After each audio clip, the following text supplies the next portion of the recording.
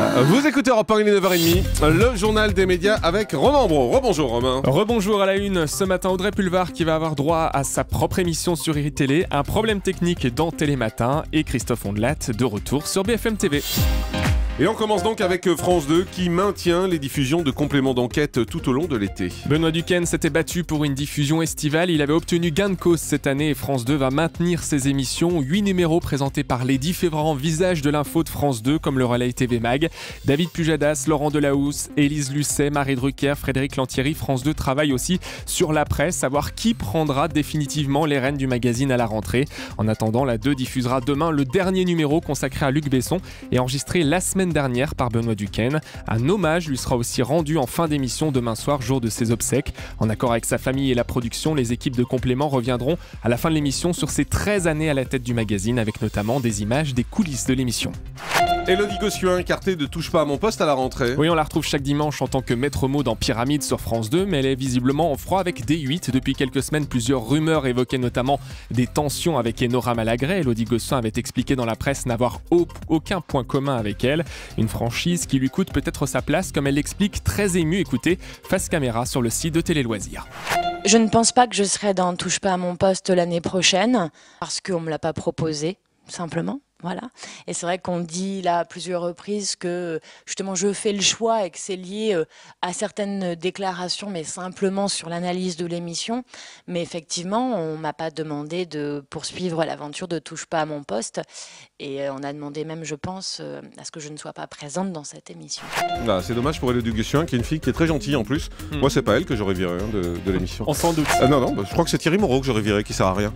Audrey Pulvar va avoir son émission sur iTélé. Et ce qui est amusant, c'est que ça balance. Autant dire les choses, non ? Ce qui est amusant, c'est quand même qu'elle a été choisie pour remplacer Léa Salamé sur iTélé, qui elle rejoint On n'est pas couché sur France 2, l'émission à laquelle Audrey Pulvar avait elle-même participé à un jeu de chaises musicales.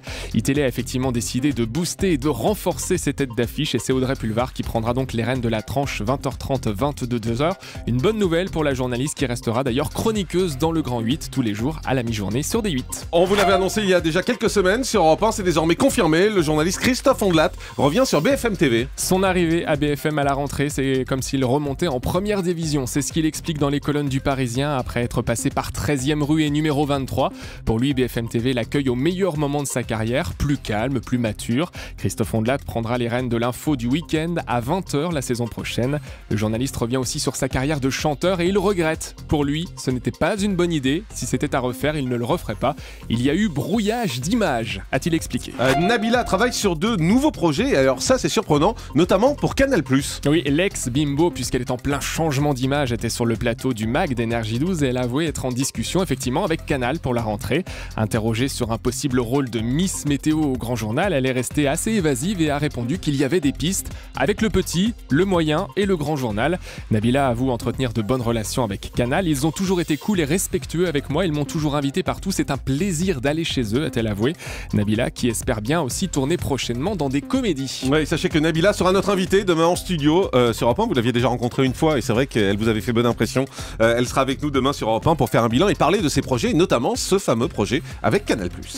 Aurélie Filippetti soutient Rémi Fimelin dans l'affaire Big Malion. La ministre de la Culture interrogée sur France Culture, Aurélie Filippetti a appelé à ne pas stigmatiser l'actuelle équipe dirigeante de France Télé pour des faits imputables à l'équipe précédente dans l'affaire de favoritisme avec Big Malion.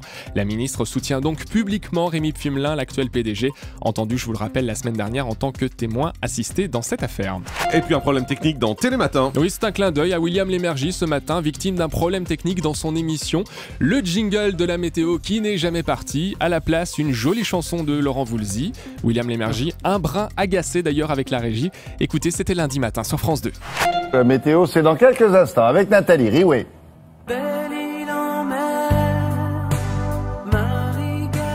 On peut le chanter si vous voulez là, mais ça serait mieux que ça soit l'original. Allez, on essaye. Encore une fois, non. Alors là, vous choisissez.